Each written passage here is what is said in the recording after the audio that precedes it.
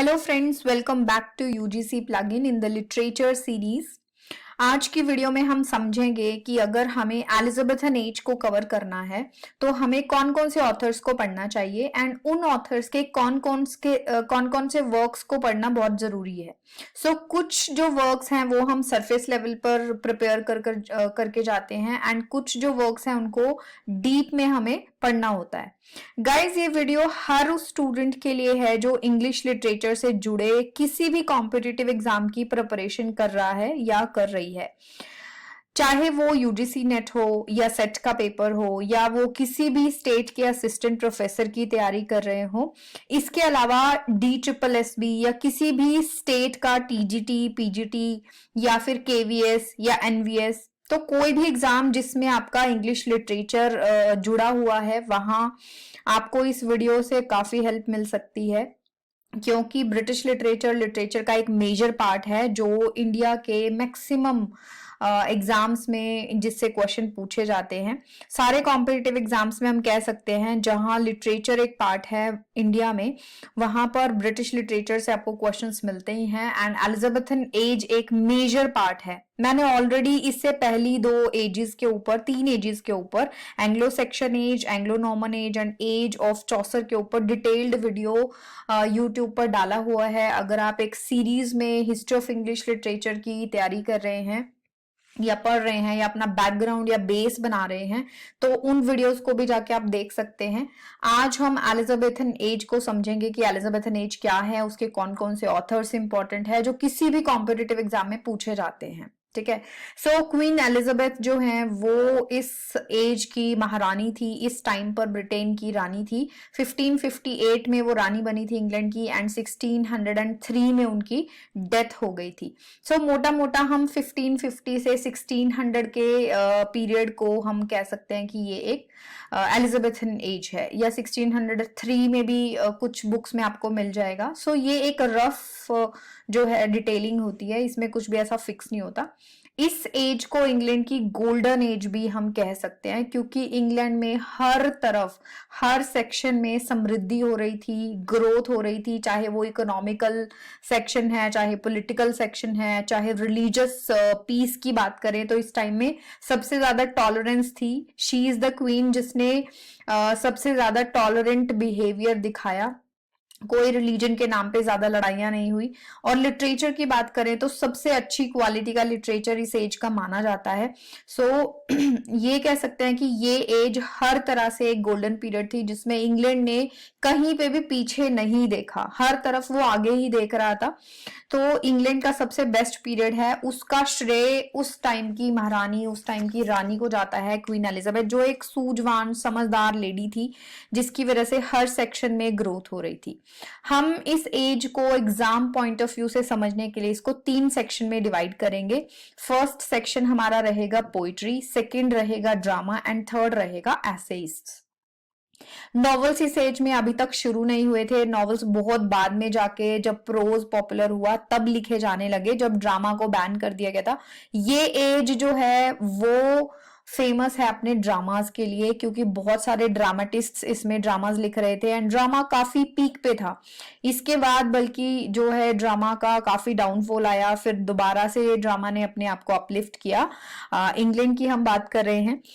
अगर आपको इस वीडियो से बेनिफिट लेना है तो आप एक नोटबुक एंड पेन लेके बैठे, या फिर आप इन राइटर्स के स्क्रीनशॉट्स ले सकते हैं। मैं वैसे लिखना प्रेफर करती हूँ, क्योंकि अगर हमने लिखा होता है तो उसे हम कभी भी खोल के चेक कर सकते हैं, तो स्क्रीन टाइम भी हमारा कम हो जाता है।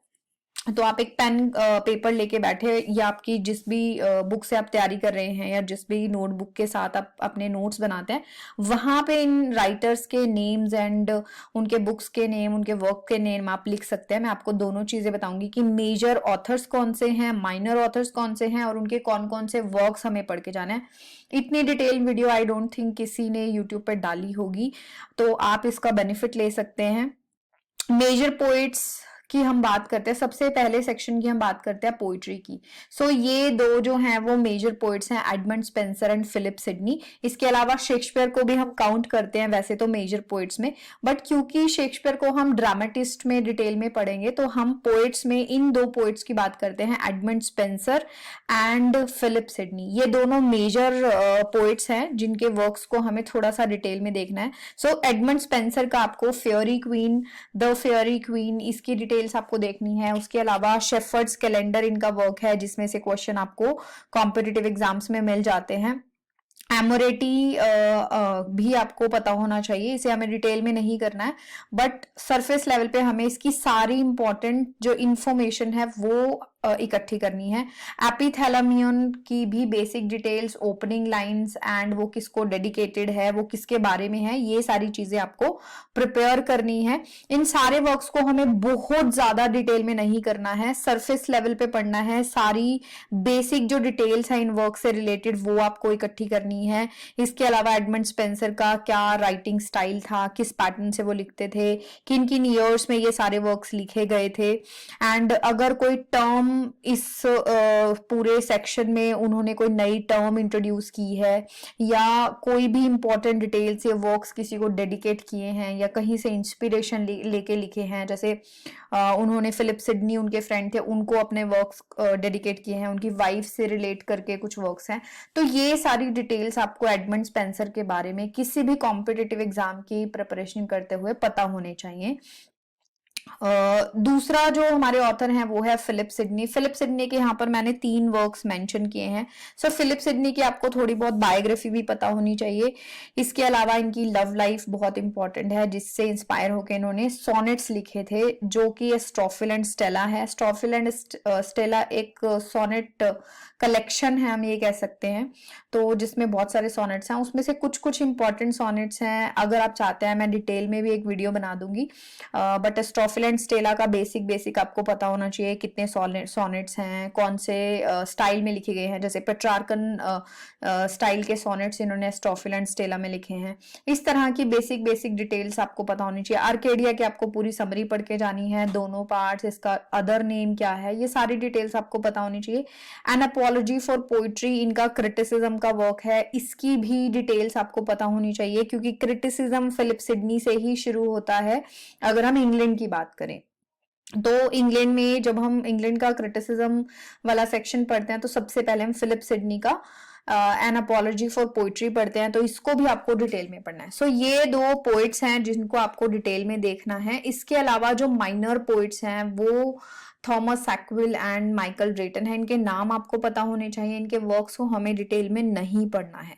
सो थॉमस सैकविल कौन है, जिन्होंने सबसे पहले जो है ट्रेजेडी लिखी थी, इंग्लैंड की पहली ट्रेजेडी जो है वो थॉमस सैकविल के नाम आती है। गॉरबोडक जो है उन्होंने लिखी थी, तो ये एक प्ले है, पोइट्री वाले सेक्शन में नहीं देखेंगे, बट हमें पता होना चाहिए कि गॉरबोडक जो है उसका अदर नेम, सब टाइटल उसका पता होना चाहिए, उसकी थोड़ी सी स्टोरी लाइन आप देख लेना। पोइट्री में देखे द मिरर फॉर मजिस्ट्रेट्स, इस वर्क को आप थोड़ा सा सरफेस लेवल पे जान लेना कि ये किसके बारे में है। डिटेल से ज्यादा कभी क्वेश्चन आते नहीं है थॉमस सैकविल से। उनके प्लेस के बारे में डेफिनेटली, प्ले से डेफिनेटली आ जाता है। 4 कैरेक्टर हैं जिनके नाम आपको याद रखने हैं, फेरेक्स, पोरेक्स, ठीक है, और राजा रानी। तो गॉरबोडक आप थोड़ा सा देख लेना। माइकल ड्रेटन में एंडीम्यून एंड फेबी एंड पोलियोल्बियन, ये 2 वर्क्स हैं, इनकी बेसिक डिटेल्स आपको जाननी है, डिटेल में नहीं जाना है। सो ये 4 पोइट्स हैं। पहला सेक्शन हमारा एलिजाबेथन एज का कंप्लीट है। बहुत आसानी से, बहुत आसान तरीके से आपको ये चीजें याद भी हो जाएंगी एंड आप एलिजाबेथन एज को बहुत जल्दी से कंप्लीट कर पाओगे अगर आपके पास ये लिस्ट है तो। नेक्स्ट हमारा सेक्शन है बहुत इंपॉर्टेंट, वो है ड्रामेटिस्ट का सेक्शन या ड्रामा का सेक्शन। अब इंग्लैंड की ये जो एज है ड्रामा के लिए बहुत ही फेमस थी, मैंने आपको पहले भी बताया, क्योंकि इस एज में बहुत सारे ड्रामेटिस्ट जो हैं वो ड्रामाज लिख रहे थे, यूनिवर्सिटी से पास आउट लोग थे वो भी ड्रामेटिस्ट लिख रहे थे। सो इस एज में वैसे तो बहुत सारे ड्रामेटिस्ट हैं, बट आपको जो कॉम्पिटिटिव एग्जाम के पॉइंट ऑफ व्यू से प्रिपेयर करने हैं वो हैं 8 ड्रामेटिस्ट, जिसमें से 3 मेजर ड्रामेटिस्ट हैं और 4 जो हैं 5 जो हैं वो माइनर ऑथर्स हैं, जिनको हमें सिर्फ सरफेस लेवल पर पढ़ के जाना है। सो आपने एलिजाबेथन एज अगर कभी भी पढ़ी है तो आपने पढ़ा होगा 7 यूनिवर्सिटी विट्स का नाम। सो 7 यूनिवर्सिटी विट्स कौन है ये आपको पता होना चाहिए। 7 यूनिवर्सिटी विट्स ऐसे ड्रामेटिस्ट हैं जो कभी ना कभी जो है अपनी एजुकेशन के लिए या तो ऑक्सफोर्ड यूनिवर्सिटी गए थे या कैम्ब्रिज यूनिवर्सिटी, यानी कि वहां से पास आउट हैं, वहां से उनकी एजुकेशन है एंड उसके बाद वो ड्रामा की दुनिया में छा गए, ड्रामाज लिखने लगे, इसीलिए उनको कहा जाने लगा university wits. So in university wits में किन किन के नाम हैं? क्रिस्टोफर मार्लो का नाम हम सबसे ऊपर रख सकते हैं, रॉबर्ट ग्रीन है, थॉमस नैश है, जॉन लिली है, थॉमस लॉज है, जॉर्ज पील है एंड थॉमस किड है। सो बहुत बार कॉम्पिटिटिव एग्जाम्स में, जैसे पहले यूजीसी नेट में और सेट में भी एक क्वेश्चन पूछा जाता था, कोई भी 4 ऑथर्स दे देते थे एंड पूछते थे कि इनमें से यूनिवर्सिटी विट कौन है या यूनिवर्सिटी विट कौन नहीं है। तो सातों नाम आपको पता होने चाहिए, आप इनको लिख सकते हो। Christopher Marlowe, Robert Greene, Thomas Nashe, John Lyly, Thomas Lodge, Greene Peele and Thomas Kyd, इसका रट्टा लगा लो। इन सब के एक एक दो दो वर्क्स हैं। कुछ जो मैंने आपको बताया था Christopher Marlowe and Thomas Kyd जो हैं वो इंपॉर्टेंट यूनिवर्सिटी विट्स हैं जिनको हमें डिटेल में करना है। एंड सबसे मेजर ऑथर इस एज के हैं जिनका नाम मोस्टली सबने दुनिया में सुना होता है, वो है विलियम शेक्सपियर। सो विलियम शेक्सपियर एक बहुत महान राइटर हैं जो यूनिवर्सिटी विट नहीं है, वो कभी भी अपनी पढ़ाई के लिए यूनिवर्सिटी नहीं गए, वो एक छोटे से ग्रामर स्कूल से बेसिक से एजुकेशन लेके शहर में आए थे और एक महान राइटर के रूप में उनको आज भी पढ़ा जाता है, बहुत सारी मूवीज उनके ऊपर बनती हैं। तो ये हमारे ऑथर्स रहेंगे। सो 7 यूनिवर्सिटी विट्स में जो मेजर ऑथर्स हैं उनको हम देखेंगे। मेजर ऑथर्स में मैंने आपको बताया क्रिस्टोफर मार्लो हैं। क्रिस्टोफर मार्लो ने टोटल 6 प्लेज लिखे हैं एंड इनके 6 के 6 प्ले हमें करने हैं, जिसमें से कुछ प्ले थोड़े ज्यादा इंपॉर्टेंट हैं, कुछ थोड़े कम। तो ये कुछ बेसिक सी डिटेल्स मैंने इनके प्लेस के बारे में दी हैं, जैसे the tragical history of doctor Faustus, या फिर डॉक्टर फॉस्टस अकेला भी इस प्ले को कहा जाता है। ये इनका सबसे फेमस प्ले है। इसकी डिटेल समरी आपको पता होनी चाहिए, सारे एक्ट पता होने चाहिए, सारे कैरेक्टर्स पता होने चाहिए। टम्बरलेन द ग्रेट ये फर्स्ट इंग्लिश प्ले है जो ब्लैंक वर्ड्स में लिखा गया था। तो ये इसकी एक बेसिक डिटेल है। डीडो क्वीन ऑफ कार्थेज इनका फर्स्ट जो है प्ले था क्रिस्टोफर मार्लो का। इसकी बहुत ज्यादा डिटेल नहीं करनी है बट बेसिक सा पता होना चाहिए क्योंकि फर्स्ट प्ले है। एडवर्ड टू ये भी इनका एक फेमस प्ले है। द मैसेकर एट पेरिस ये भी आपको करना है। And the Jew of Malta, Jio of माल्टा बहुत बहुत इंपॉर्टेंट प्ले है। सो इनके 3 प्लेस बहुत इंपॉर्टेंट है, doctor Faustus, Tamburlaine the Great and the Jew of Malta. इन तीनों प्लेस की डिटेल समरी आपको करनी है। बाकी के जो 3 बचे हैं उनको आपको सरफेस लेवल पे आपको कहानी पता होनी चाहिए, उनकी बेसिक डिटेल्स पता होनी चाहिए। क्रिस्टोफर मार्लो को आप इस तरह से प्रिपेयर करेंगे।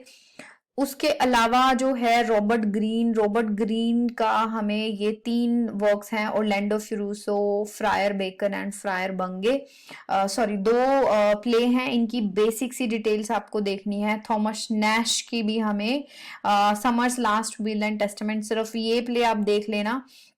उसके अलावा जॉन लिली का loves Metamorphosis and the wife in the moon, ये 2 प्लेज आपको देखने हैं, 2 वर्क्स देखने हैं। थॉमस लॉज का रोजालिन एंड जॉर्ज पील का the Chronicle of Edward one and जो दूसरा वर्क है द ओल्ड वाइफ्स टेल।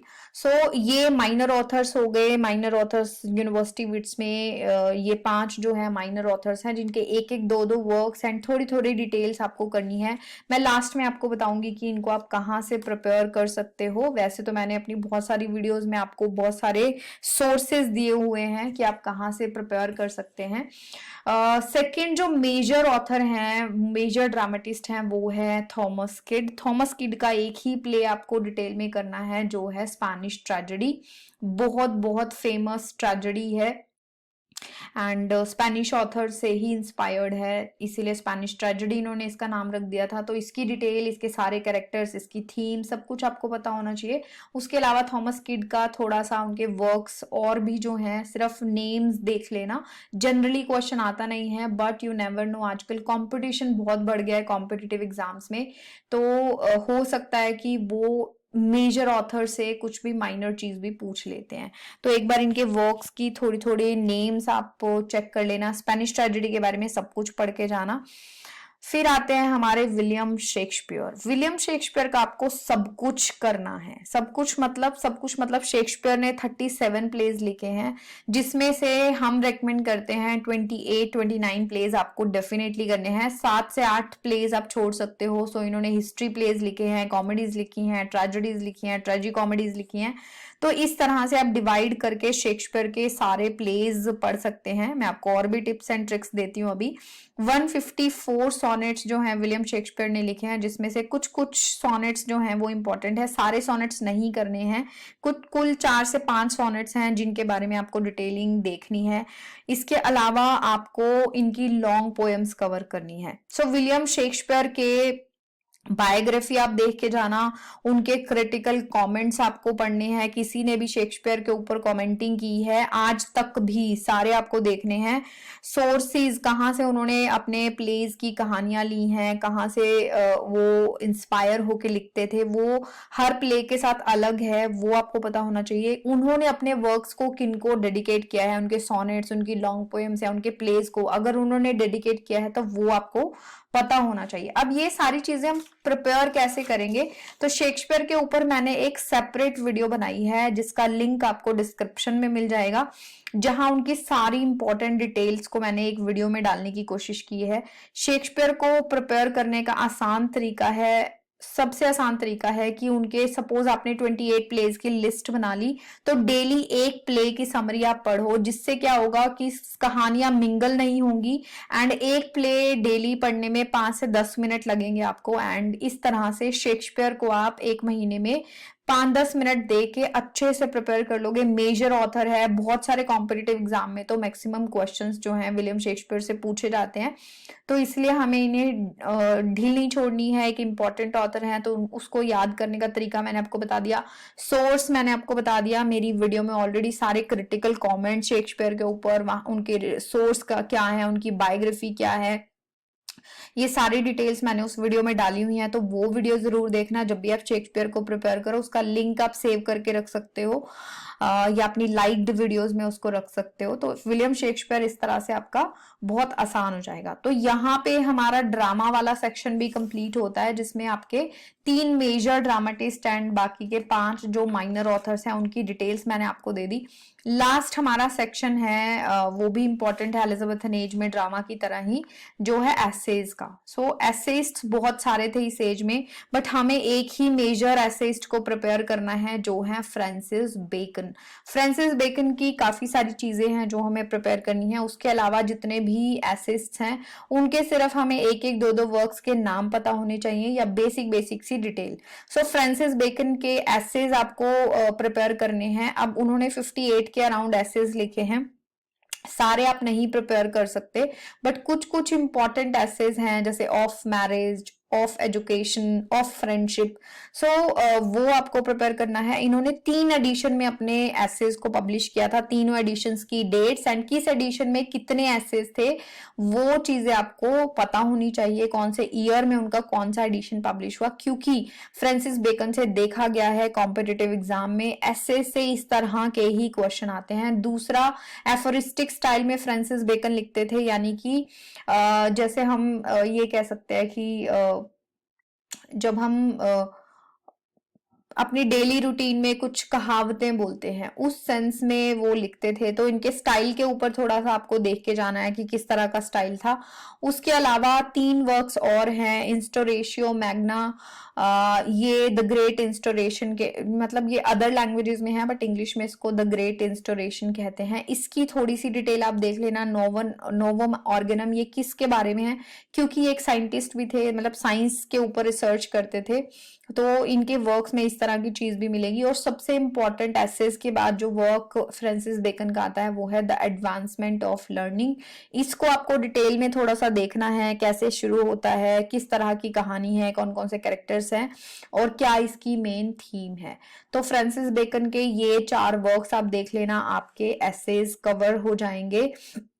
इसके अलावा कुछ और 7 ऑथर्स हैं, Richard Hooker, Walter Raleigh, Richard Hakluyt and Samuel Purchas, John Foxe, William Camden and John Knox. तो ये सारे एसेइस्ट भी आपसे पूछे जा सकते हैं। ये सारे ऑथर्स को आपको कैसे प्रिपेयर करना है, इनको प्रिपेयर करने का सबसे आसान तरीका है आप अपने जिस भी कॉम्पिटिटिव एग्जाम की प्रिपरेशन कर रहे हैं उसके प्रीवियस ईयर पेपर सॉल्व करें एंड देखें क्या इनमें से आपके पेपर में क्वेश्चंस आए हुए हैं, तो किस लेवल के, बहुत सरफेस लेवल के क्वेश्चंस आपको मिलेंगे। इन ऑथर्स में से बहुत कम क्वेश्चंस जो हैं वो पूछे जाते हैं, तो टीजीटी पीजीटी वाले जो स्टूडेंट्स हैं वो इन ऑथर्स को स्किप कर सकते हैं। अगर उनके सिलेबस में एलिजाबेथन एज है तब वो सिर्फ फ्रांसिस बेकन भी करके जाएंगे तो उनका काम चल जाएगा। बट जो नेट की प्रिपरेशन कर रहे हैं या सेट की या किसी भी स्टेट के असिस्टेंट प्रोफेसर की प्रिपरेशन कर रहे हैं, उनके लिए इन ऑथर्स को देखना बहुत जरूरी है, तो इनको आप जरूर देख के जाइएगा। और ये जो सारी जो है कंप्लीट डिटेल्स मैंने आपको दे दी कि एलिजाबेथन एज को प्रिपेयर कैसे करना है, किस किस ऑथर के किस किस वर्क, सारे मेजर ऑथर्स को जो है मैंने बता दिया है। एंड जैसा मैंने पिछली 3 एजेस को डिटेल में कवर कराया है, मैं कोशिश करूंगी जितने भी मेजर ऑथर्स हैं उनको एक सेपरेट वीडियो में उनके वर्क्स की समरीज एंड उनकी डिटेल्स के साथ, इंपॉर्टेंट क्वेश्चंस के साथ मैं आपके साथ डिस्कस करूं नेक्स्ट वीडियो में। अगर आपको ये वीडियो हेल्पफुल लगी तो मुझे प्लीज कमेंट सेक्शन में जरूर बताना, ताकि मैं ऐसी ही वीडियो आपको नेक्स्ट स्टेजेस के लिए भी दे दूं कि आपको करना क्या है एक्चुअल में, कौन कौन से ऑथर्स एंड कौन कौन से वर्क्स को आपको कवर करना चाहिए जब भी आप किसी कॉम्पिटिटिव एग्जाम की तैयारी कर रहे हैं जिसमें लिटरेचर इंक्लूड रहता है।